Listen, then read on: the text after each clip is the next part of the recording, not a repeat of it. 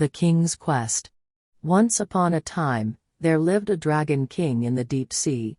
The dragon palace is full of splendid jewels, and in the glittering palace, he enjoyed drinking and eating fresh seafood every day. One day, the dragon king had a serious illness, so all the specialists were called to examine and cure his illness, but they could not cure it, or identify what the disease was. Then one day, a fortune teller came to the palace, and said, "If you go ashore, there is an animal called a rabbit, whose ears are pricked, and eyes are red. If the dragon king eats the rabbit's liver alive, he will be cured." The dragon king called all his servants, and ordered them to go ashore and catch a rabbit. At this time, the turtle servant stepped up, and said he would bring a rabbit. After hearing what a rabbit looks like, the turtle left the palace for the land. The turtle, which swam out of the sea to land, became wide-eyed upon seeing land for the first time, and he slowly crawled into the nearby forest, and began searching for a rabbit. The turtle looked for the rabbit for a long time, and fell asleep while resting on a rock. After a while, he opened his eyes, and saw a rabbit standing in front of him. It was an animal with white fur, red eyes and prickly ears. The turtle tried to come to his senses, and introduced himself to the rabbit. "I am a servant of the Dragon King, at the Dragon Palace in the sea, and I came here to find talent, to be appointed at the Dragon Palace. From what I can tell, your eyes and ears seem to have a lot of passion and intelligence, so I'd like to take you to the Dragon Palace, and help you get hired as a servant. What do you think?" The rabbit was happy to accept the turtle's offer, because he thought it was a good opportunity to escape his pennilessness.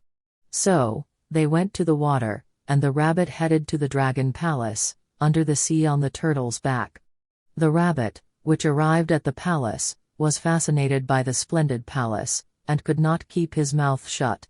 But soon after, 2 soldiers approached the rabbit, and put him in prison.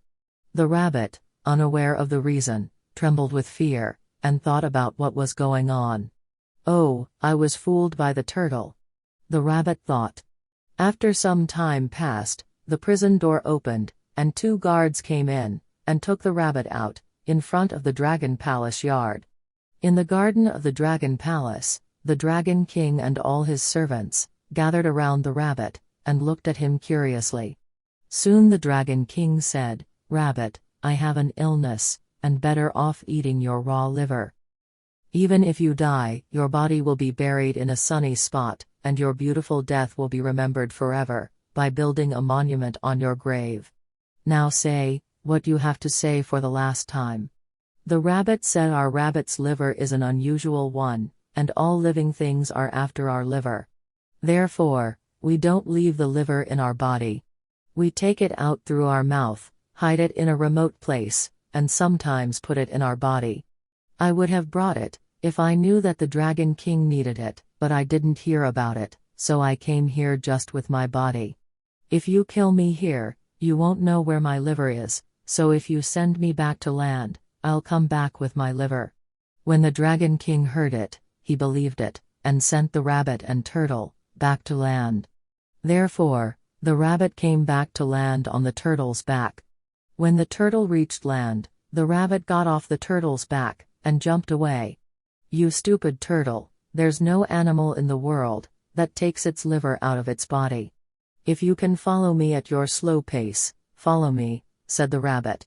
And he ran away ahead of the turtle, leaving the slow turtle behind.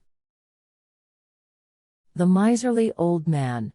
Once upon a time, there lived a miserly old man in a village. He saved his every penny of his money. Therefore, all his neighbors criticized him behind his back. In the village, there was a fish seller, who went from door to door to sell fish, but the miser had never bought any fish from him for years. The fish seller, upset about this, thought, he will have to pay for what he eats. He then threw 2 fish into his front yard. The miser who was raking his yard noticed this, and thought, if the dinner was prepared with this delicious material, my family will eat too much rice, ending up wasting money. And he threw back the fish out of his yard. One day, he went to the market street. On the market street, he entered a fish shop. The neighbors noticed this, and whispered to each other, asking why he was buying fish today. The miser went into the fish shop, and came out without buying anything, after rummaging through many fish. He went home, ran into the kitchen, poured some water in a pot, and washed his hands in the water. With the water, he cooked fish soup for the dinner that evening. One day, he finally bought a fish in the market. Soon, it became time for dinner. His wife and his 3 children sat around the table, so excited to have fish for their meal. However, they witnessed the miserly old man, hanging the fish from the ceiling. After hanging the fish, he bought that day, he said, "Today, we have fish for our side dish at dinner. You can eat 1 spoon of rice, and look up at the fish." Everybody followed his orders. The fish hung there a long time, for future dinners. A 5-colored rainbow. Once upon a time, Jiknyu and Kyunwoo lived on different planets. Kyunwoo was a handsome young man, who was a shepherd in his planet. The people of Kyunwoo were shepherds, herding cattle for a living. This little planet was a magical one.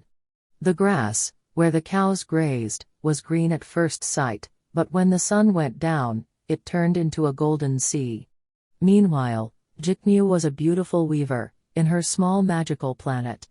The people of Jiknyu usually made a living by weaving. There was an emerald-colored waterfall, with a pleasant scent, and people swam in it. Jiknyu and Kyunwoo reached the age of consent. Their marriage was arranged by the heavenly Jade Emperor. After getting married, Jiknyu and Kyunwoo spent happy days going back and forth from each planet with their respective magical powers. On Kyunwoo planet, when the green field changed to golden seawater at sunset, they swam in the waves. On Jiknyu planet, they enjoyed diving and swimming in the waterfall. They were a beautiful couple and loved each other so much. Then one day, the Jade Emperor visited Jiknyu and Kyunwoo planet. He was furious to learn that Jiknyu and Kyunwoo never worked in their shepherding and weaving occupations. The Emperor revoked the magic of Jiknyu and Kyunwoo, which made it impossible for them to go back and forth between each other's planets. After this, Jiknyu and Kyunwoo cried since they were so sad that they could no longer see each other. Their tears became heavy rain and fell on the earth. At that time, the Earth Emperor called the Prime Minister, and asked, "Why is it raining so hard? It's the most rain I've ever seen." And the wise Prime Minister said, "Because of the anger of the heavenly Jade Emperor, Jiknyu and Kyunwoo are not able to meet anymore. They are crying, and this rain is their tears." Upon hearing this, the Earth Emperor pitied Jiknyu and Kyunwoo, and ordered the crows and the magpies, "Make a bridge to connect the 2 planets, so that they can meet." After hearing this command, the crows and the magpies put their bodies together, to build the Milky Way bridge, that enabled them to meet, on the 7th of July. The bridge made by crows and magpies is called Oyak Bridge. Jiknyu and Kyunwoo crossed Oyak Bridge, and met each other, and at this time, a 5-colored rainbow surrounded them, as if it were a blessing to them. After spending a day at Oyak Bridge, it was time for them to part again, so they started to weep. Then, their tears again fell upon the earth like heavy rain. The people of the earth picked up all the laundry in the yard, wishing that Jiknyu and Kyunwoo could live together, happily ever after. The Angel and the Woodcutter. Once upon a time, a woodcutter lived in a village, with his old mother. He was very poor, and cut wood for a living. One day as usual, he was diligently cutting down a tree. A deer suddenly ran to him, and said he was being chased by a hunter, and begged the woodcutter to save his life. The woodcutter thought the deer was pitiful, and hid him inside a stack of logs. The woodcutter saved the deer's life.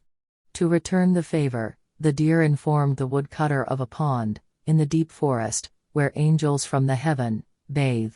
The deer told him to choose one angel, while hiding and steal her celestial robe, while she was bathing. When she can't go back to the heaven, approach her, and bring her to your home. If you take care of her, she will marry you, said the deer. But the deer warned him that before she gives birth to 3 children, he must not show her celestial robe. The woodcutter did so in the pond as he was told.